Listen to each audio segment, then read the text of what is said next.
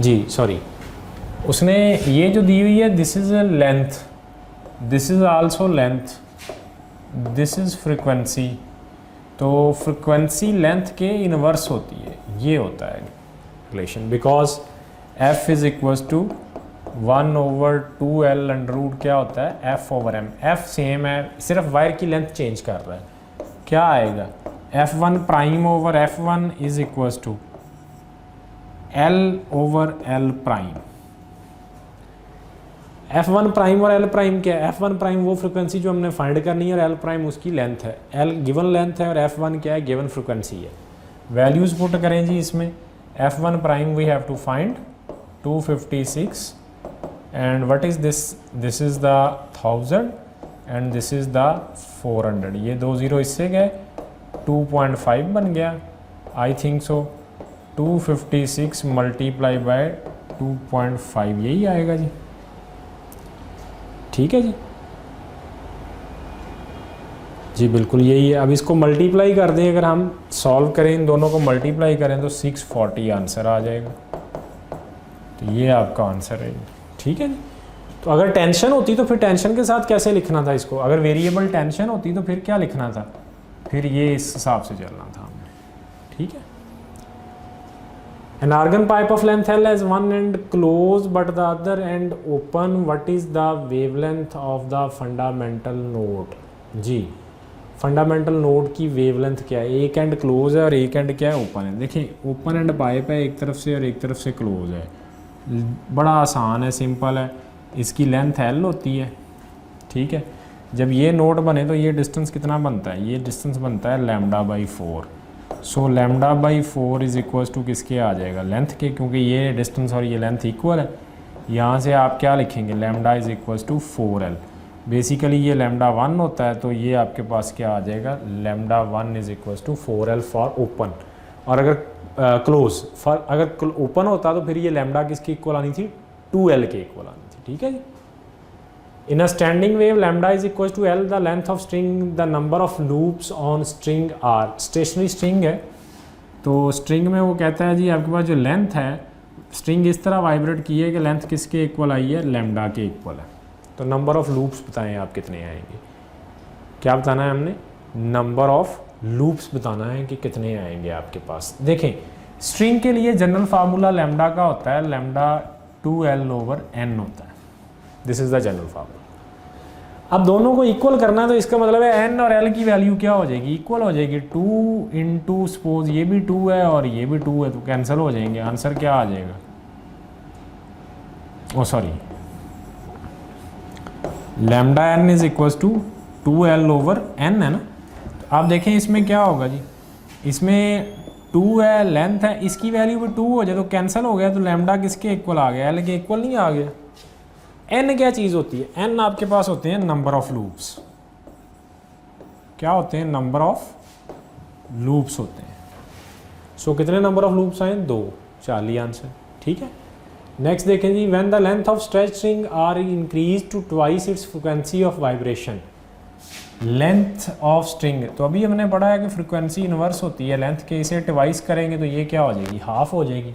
देखते हैं जी, डिक्रीज कर गई, हाफ या क्वार्टर का उसने नहीं दिया हुआ, ठीक है। Stationary waves only of discrete set of frequencies are set up in a medium, this fact is called quantization of frequencies, statement है ये प्रिंसिपल ऑफ क्वांटाइजेशन की, ठीक है।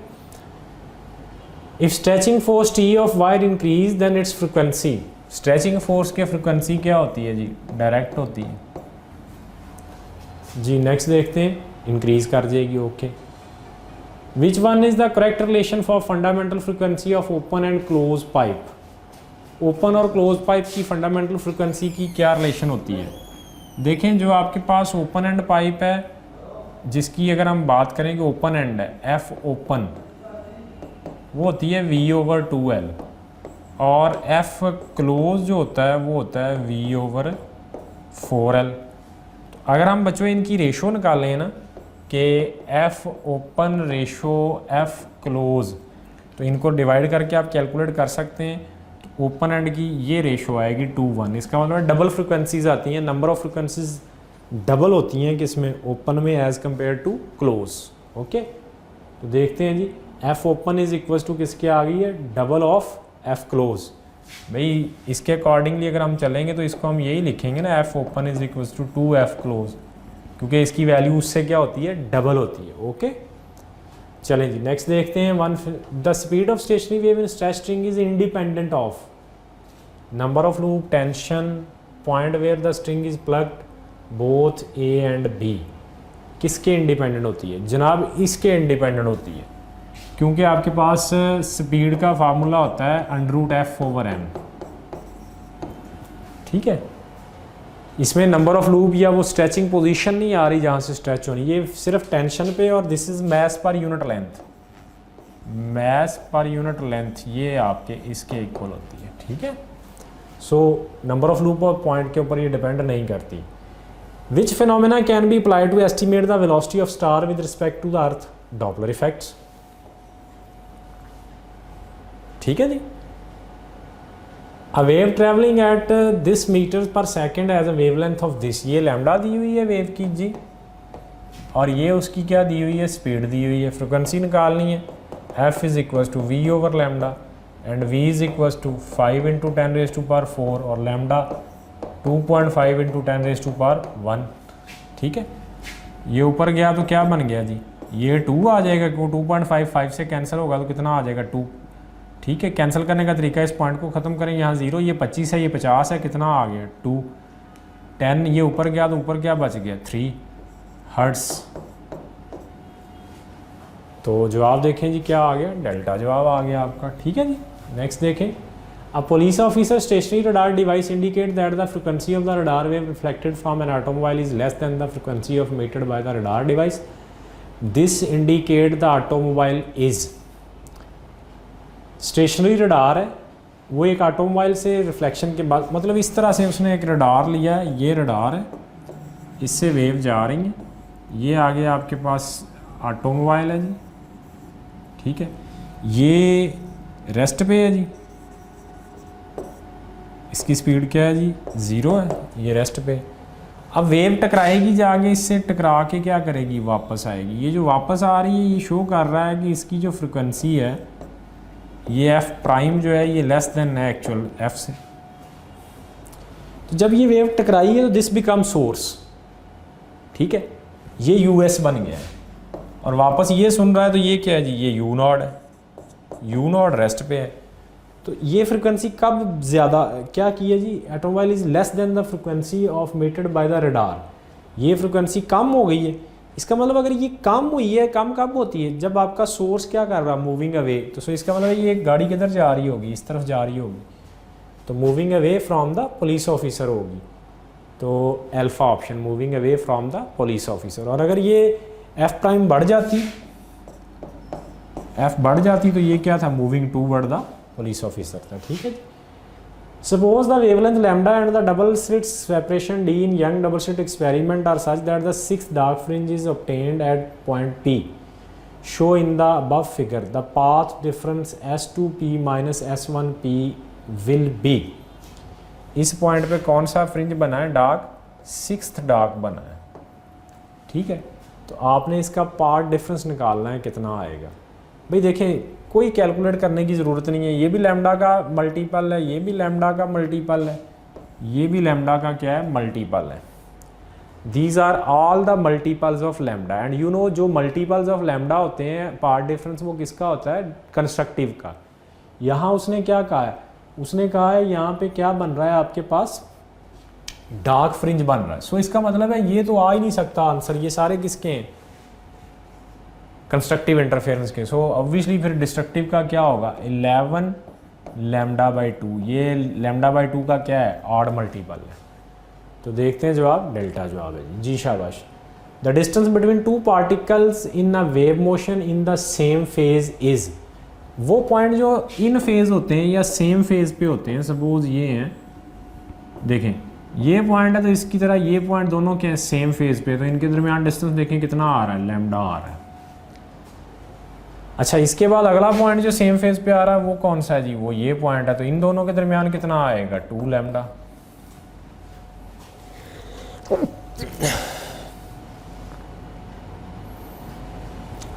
तो अब हमारे पास देखें या लैम्डा होगा या 2 लैम्डा, तो जो इन फेज पॉइंट होते हैं उनका पाथ डिफरेंस कितना होता है? इन फेज पॉइंट्स के लिए अगर बात करें हम पाथ डिफरेंस, वो कितना होता है? लैम्डा आता है, 2 lambda, 3 lambda and so on.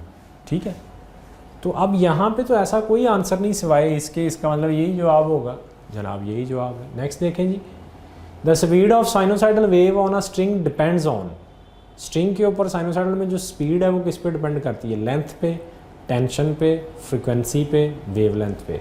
Speed सिर्फ टेंशन पे डिपेंड करेगी, v is equal to √f/m पे जनाब, यही है। ठीक है जी, नेक्स्ट देखें, stationary wave is set up in the air column of close pipe at the close end of the pipe. Close pipe पे आपने बच्चों ये बनाया है, क्लोज पाइप के क्लोज एंड पे हमेशा क्या बनता है जनाब? यहाँ क्या बनता है? नोड बनता है। ठीक है, तो देखते हैं, always a note, a wave is soft string reflects from a hard steel rod, its phase difference relative to incident wave will be. Reflects from hard steel, soft string में एक वेव जा रही है और आगे वो किससे रिफ्लेक्ट हुई है? हार्ड स्टील से। यू नो ये डेंसर है और ये क्या है? रेयर है। तो इसमें चलती हुई वेव जब इस डेंसर से टकरा के वापस आएगी तो क्या होगा? जब यहाँ से टकराएगी तो इसमें क्या आ जाएगा जी? जी इसमें रिफ्लेक्शन आएगा, तो ये वेव इस तरह से वापस आएगी। जी, तो इसमें पार्ट डिफरेंस क्रिएट हो जाएगा कितना? λ/2 का, और λ/2 के पार्ट डिफरेंस के वर्सेस कितना फेज डिफरेंस आता है? 180 या पाई का। सो 180 डिग्री का पार्ट डिफरेंस आ जाएगा जी। ठीक है जी, और अगर ये डेंसर से जाके सॉफ्ट से टकराती तो फिर पार्ट डिफरेंस क्या होना था? 0। फेज डिफरेंस भी कितना आना था? 0 जी। नेक्स्ट देखें, in Young double slit experiment the centre of bright fringe occurs where waves from the slits differ in phase by a multiple of. जी, फेज का क्या डिफरेंस हो के हमें सेंटर जो है of a bright fringe occur के double slit experiment में ब्राइट फ्रिंज का सेंटर जो है वो ब्राइट फ्रिंज अकर करेगा जब पार्ट डिफरेंस या फेज डिफरेंस क्या होगा? यानी कंस्ट्रक्टिव इंटरफेरेंस होगा तो बताएं, कहता है कितना फेज डिफरेंस आएगा। तो कंस्ट्रक्टिव इंटरफेरेंस के लिए यू नो हमारे पास वेवलेंथ लैम्डा, ये हमारे पास होती है λ/2 λ 3 लैम्डा। इनके पार्ट डिफरेंस निकालें तो पार्ट फेज डिफरेंस निकालें तो फार्मूला होता है 2 pi over lambda into x path difference. तो 2 पाई ओवर लैम्डा इंटू पहला पार्ट डिफरेंस पुट करेंगे 0, तो आंसर क्या आ जाएगा? 0 पाई कह सकते हैं इसे। दूसरे में पुट करेंगे तो क्या आ जाएगा? 2 pi over lambda into lambda, तो कितना आ जाएगा? 2 पाई कह सकते हैं। क्या आ जाएगा? पाई, 2 पाई, 4 पाई एंड सो ऑन। तो यहाँ पे अब आपके पास, सॉरी ये 0 पाई था, तो यहाँ पे देखें तो ऐसी कंडीशंस में से कौन सी कंडीशन है? ये ब्राइट की कंडीशन मैंने बताई और ये सारा कुछ मैंने सिलेबस में आपको कैलकुलेट करवाया हुआ है। ठीक है, तो जनाब इसमें देखें ज़रा आप कि यहाँ पे अगर हम बात करें तो हमारी कौन सी ऑप्शन, ये ऑप्शन ठीक होगी, ये इसके साथ 0 नहीं है, so this option will be right. अगर ये डार्क फ्रिंज की बात करता तो फिर पार्ट डिफरेंस क्या आना था? λ/2, 3 λ/2, 5 λ/2 एंड सो ऑन। इनके वर्सेस हमने क्या निकालना था? इस फार्मूले से फेज निकालनी थी। ठीक है, तो वो फेज जब हम निकालेंगे तो वो क्या आएगी? सपोज इसके वर्सेस अगर हम फेज निकालते हैं तो कितनी आती है? पाई आनी थी, फिर 3 पाई आनी थी, फिर कितनी आनी थी? 5 पाई आनी थी एंड सो ऑन। 3, 4 पाई, और उसके लिए क्या है जी? पाई का ऑड मल्टीपल है, तो ऑड मल्टीपल इवन मल्टीपल है, और इसके लिए क्या है? Odd multiple. इवन एक ही था तो जवाब क्या आ गया? बीटा आ गया। In an interference pattern bright fringes are wider than dark fringes, dark fringes are wider than bright, both dark and bright fringes are of same width, because दोनों के लिए हमारे पास फार्मूला होता है λL/d। ठीक है, सो आंसर क्या आना चाहिए? ये आना चाहिए। देखें यही आंसर है। In the shadow of ball the central portion appears bright then this happen due to. भाई आपके पास सपोज एक बॉल है, ये इसके ऊपर इधर से लाइट जाके पड़ रही है, ये सपोज ये पड़ रही है, तो ये लाइट रेज जो है यहाँ इकट्ठी होती हैं और इधर से जो लाइट रेज आएंगी वो सीधी गुजर जाएंगी। तो यहाँ अगर हम देखें तो इस बॉल का शेडो बनेगा, तो इसका सेंटर जो है वो ब्राइट बन रहा है। बेसिकली वो ब्राइट किस वजह से बन रहा है, इसके कॉर्नर से जो लाइट रेज आ रही हैं वो यहाँ इंटरफेयर कर रही हैं। तो ये क्यों हो रहा है, यहाँ कॉर्नर से बेंडिंग की वजह से हो रहा है, और ये बेंडिंग क्या कहलाती है, दिस इज कॉल्ड डायफ्रैक्शन। तो basically actually it is due to the diffraction, तो डायफ्रैक्शन की वजह से। ओके, नेक्स्ट देखते हैं 177, which experiment shows that wavelength of light is smaller than that of sound. Light की वेवलेंथ स्मॉलर है, wavelength of, देखिए लाइट की वेवलेंथ जो है जी वो कम है, this is the lambda of suppose light, and wavelength of sound is large. भाई साउंड का डायफ्रैक्शन प्रोमिनेंट होता है। साउंड वेव को अगर कॉर्नर्स में बात करें, ये देखें साउंड वेव है, इधर से आप बोल रहे हैं तो वो कॉर्नर से टकरा के दूसरी तरफ बेंड ज़्यादा कर जाती है। लाइट वेव की बात करेंगे आप, तो लाइट वेव जो हैं वो इस कॉर्नर के अराउंड कम बेंड करेंगी। मतलब आप कमरे की लाइट ऑन करें तो दरवाजे के साथ से घूम के पूरे कॉरिडोर में लाइट नहीं फैलती, क्योंकि वहाँ कॉर्नर से बेंड नहीं होती लाइट। क्यों नहीं बेंड होती लाइट, लाइट की वेवलेंथ बहुत छोटी है, ठीक है, जबकि वेवलेंथ ऑफ साउंड क्या है, लार्ज है, उसकी बेंडिंग जो है वो प्रोमिनेंट होती है। सो डायफ्रैक्शन रोल्स प्ले करता है इसमें। The region of the electromagnetic spectrum immediate above the frequencies to which the human eye is sensitive is called, above the immediate above the frequencies. अब ह्यूमन आई किसके लिए sensitive है, visible के लिए, violet, indigo, blue, green, yellow, orange, red. इसके above immediately कौन सा spectrum का हिस्सा आता है, यूवी आता है, और उसके ऊपर एक्स रेज, और उसके ऊपर गैमा रेज, और इसके नीचे क्या आता है, इंफ्रारेड। तो ये इतना पोर्शन है जिसके लिए ह्यूमन आई क्या है, सेंसिटिव है। इमीडिएटली अबव यूवी आता है, इमीडिएटली बिलो क्या आता है, आईआर आता है। देखते हैं जी यूवी रीजन है, ठीक है जी। नेक्स्ट देखते हैं, to find prominent diffraction the size of diffraction of object should be comparable to order of wavelength of light, ठीक है जी, कंपेरेबल होना चाहिए, बुक में लिखा हुआ है जी। तो बच्चों इसमें क्या है जी, इस क्वेश्चन लास्ट में, what is the highest order of spectrum which may be seen with the monochromatic light of wavelength 5000 angstrom by means of diffraction grating with 500 lines. This is D, this is lambda, and हमने क्या find करना है, order find करना है, n find करना है। तो पहले हम D कैलकुलेट करते हैं, ये बेसिकली 1/D है, तो ये आएगा जी 1/5000। इसे कैलकुलेट करें तो 1/5 × 10⁻³ इसे लिखें तो ये कितना आ जाएगा जी, 0.2 × 10⁻³ 2 × 10⁻⁻4 मल्टीप्लाई करेंगे -2 से मीटर में कन्वर्ट करने के लिए, -6 मीटर हो जाएगा, ठीक है जी। अब वैल्यू देखते हैं जी, लैम्डा जो है, लैम्डा कितना है जी 5000 एंगस्ट्रॉम है। तो इसको ज़रा देखें तो इसको लिख सकते हैं 5 × 10⁻³ 3 × 10⁻−10, तो जवाब क्या आ गया, 5 × 10⁻−7 मीटर, ये लैम्डा आ गया। अब हमने n निकालना है, तो d sin theta is equals to n lambda, n is equals to d sin theta over lambda. अच्छा, इसकी वैल्यू मैक्सिमम है, n मैक्सिमम होगा अगर आपके पास थीटा कितना होगा 90, क्योंकि ये फैक्टर जब लार्ज होगा तभी n की वैल्यू क्या आएगी, लार्ज, और इसकी मैक्सिमम वैल्यू कितनी होती है 1, किसके एंगल पे, 90 पे। सो इसको हम क्या पुट कर देंगे 1, d ओवर लैम्डा आपका आंसर रह जाएगा।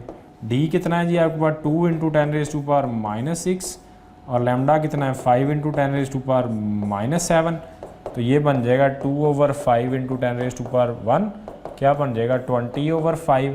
तो ये तकरीबन कितना आ गया जी 4 नहीं आ गया, तो जवाब देखते हैं जी क्या है, 4 ही आंसर है आपका, ठीक है जी। So this is the answer. Okay, चलें जी, थैंक यू वेरी मच।